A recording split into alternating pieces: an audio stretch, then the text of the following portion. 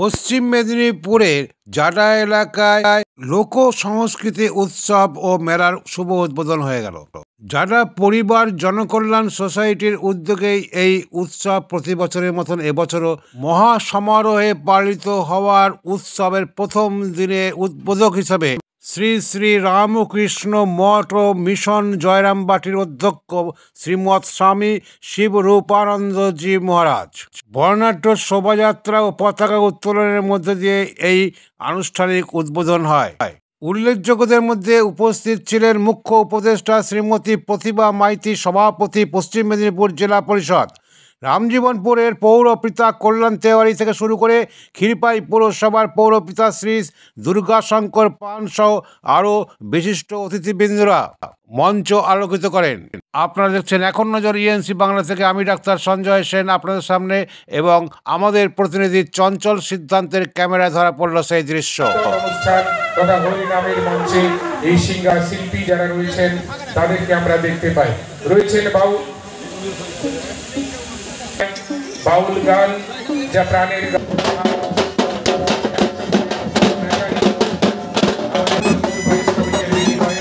মানুষের দেয়া গান অনুদানে যাদের সংখ্যা প্রতিপালিত হতো।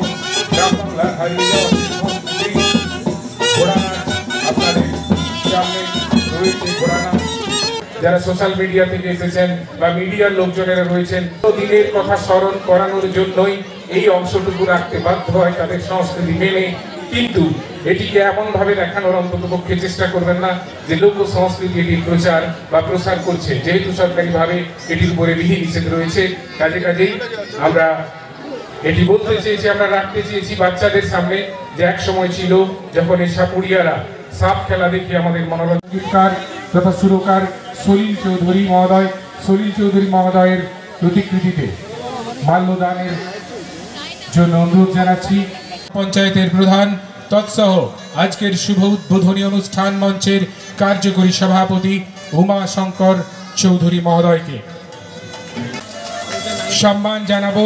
পরম পূজ্যপাদ শ্রীমৎ স্বামী শিবরূপানন্দজি মহারাজ, শ্রী রামকৃষ্ণ সারদা মিশন। আমরা বরণ করে নিচ্ছি পশ্চিম মেদিনীপুর জেলা পরিষদের সভাধিপতি মাননীয়া প্রতিভা মাইতি মহোদয়াকে।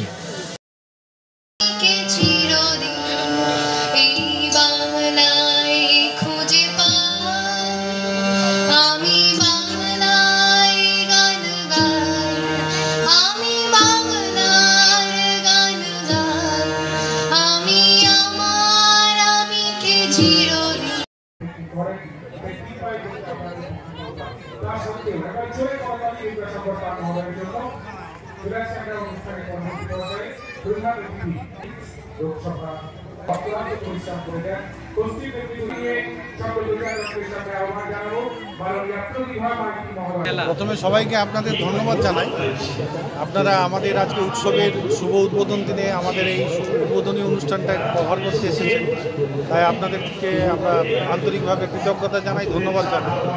লোকসংস্কৃতি উৎসব ও মেলা 2025 আজকেই তার শুভ উদ্বোধন। আমাদের মেলা এবছর 20তম বর্ষ। আমাদের জাডা পরিবার জনকল্যাণ সোসাইটি ক্লাব এই উৎসবের আয়োজন করে। মূলত তাদের উদ্যোগে এই উৎসব অনুষ্ঠিত হতো। বিগত কয়েক বছর যাবৎ লোক সংস্কৃতি উৎসব ও মেলা কমিটি নামে একটা কমিটি ফরমেশন করেছি। সেই কমিটিতে আমরা আমাদের এলাকার আপামর জনসাধারণ যারা লোক সংস্কৃতিটা ভালোবাসে, সেই লোক সংস্কৃতিকে ভালোবেসে যে সমস্ত মানুষরা এগিয়ে আসছে, হয়তো তারা ক্লাবের সদস্যপদ নিতে অসুবিধা থাকলেও লোক সংস্কৃতি উৎসব ও মেলা কমিটি নামে আমরা একটা কমিটি ফরমেশন করেছি, যে কমিটিতে যে কেউ এই উৎসবের সদস্য হতে পারে। ফলে আমরা উৎসব বিগত বেশ কয়েক বছর যাবৎ লোক সংস্কৃতি উৎসব ও মেলা কমিটির পরিচালনায় এবং জাডা পরিবার জনকল্যাণ সোসাইটির উদ্যোগে লোক সংস্কৃতি উৎসব ও মেলা বছরের পর বছর আমরা আয়োজন করে চলে আসছি।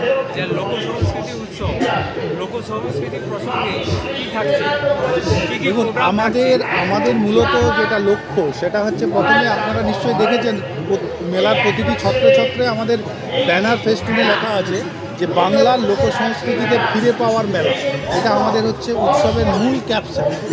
তো দেখুন, আমরা যারা মোটামুটি একটা মধ্য বয়সী, আমাদের যারা ছোটরা, তারা কিন্তু মানে আজ থেকে বিগত 30-40 বছর, 50 বছর বা 60-এর দশকের আগের মানুষ যেভাবে আনন্দ বিনোদনের জন্য যে সমস্ত সংস্কৃতিগুলো নিয়ে চর্চা করতেন, সেই সংস্কৃতিগুলো আধুনিক সভ্যতার সঙ্গে কিন্তু প্রায় অবলুপ্তির পথে চলে যাচ্ছে। আমাদের মুখ্য উদ্দেশ্য একটাই, সেটা হচ্ছে আধুনিক নবতম প্রজন্মের কাছে একটা বার্তা রেখে যাওয়া, যে আদিম যে সংস্কৃতি, যদি এটাকে আমরা আদিম নাও বলি, আমাদের হারিয়ে যাওয়া পুরনো যে সংস্কৃতি এবং নতুন যে সংস্কৃতি, এই দুই সংস্কৃতির মেলবন্ধনের নামই হচ্ছে লোক সংস্কৃতি উৎসব। ঘাটাল মহকুমাতে ধর্মীয় মেলা, সামাজিক মেলা, আরও বিভিন্ন ধরনের বহু বছরের মেলা হচ্ছে। হঠাৎ করতে আপনারা এই 20 বছর আগে লোক সংস্কৃতি উৎসব ও মেলা কেন শুরু করলেন? হ্যাঁ, এটা খুব গুরুত্বপূর্ণ একটা প্রশ্ন। অবশ্যই বিষয়টা হচ্ছে যে দেখুন, আমরা নিজেদের থেকে যেটা মনে করেছি, যে আমরা আমাদের চিন্তা চেতন থেকে যেটা মনে করেছি, সেটা হচ্ছে দেখুন, সব ধরনের গান বাজনা নিয়ে আজকের দিনে মানে আধুনিকতার সাজে সজ্জিত হচ্ছে বিভিন্ন ধরনের মেলা, আমাদের আশপাশে যত মেলা হচ্ছে। কিন্তু আমাদের মনে হচ্ছে যে আমরা নতুন প্রজন্মের কাছে একটা প্রায় কাল, একটা দশক, একটা সময় কিন্তু আমরা প্রায় হারিয়ে যেতে বসেছে। তারা জানেই না আজকের দিনে, হয়তো দেখা যাবে আগামী 2-4 বছর পরে আমাদের যে একটা এই গ্রাম বাংলায় যে গরুর গাড়ি ছিল, গরুর গাড়িটাও এখন আর চোখে দেখতে পাওয়া যায় না, যেটা গ্রাম বাংলার একটা প্রধানতম পরিবহনের মাধ্যম ছিল, উমরপাড়ার গরুর গাড়ি একদম। তো এইগুলো প্লাস এখন ধরুন যে চুরচুরি বা মানে কাঠি নাচ, ঘোড়া নাচ, এগুলো কিন্তু এখন আর কোনোভাবেই দেখা যায় না। কিন্তু এক সময় আমাদের এই এলাকা, জারায়ের এলাকাতে এগুলো কিন্তু একটা সময় প্রাণকেন্দ্র ছিল, এবং এখানের একটা বৃহৎ অংশের মানুষ এই ধরনের সংস্কৃতিকেই জীবিকা হিসাবে বেছে নিয়েছিল। কিন্তু প্রাচীন যে সংস্কৃতি, সেই সম্বন্ধেও তাদের পরিচিতিটা দীর্ঘকাল ধরে যেন চলুক। আপনার নাম? আমার নাম রাজীব বাগ।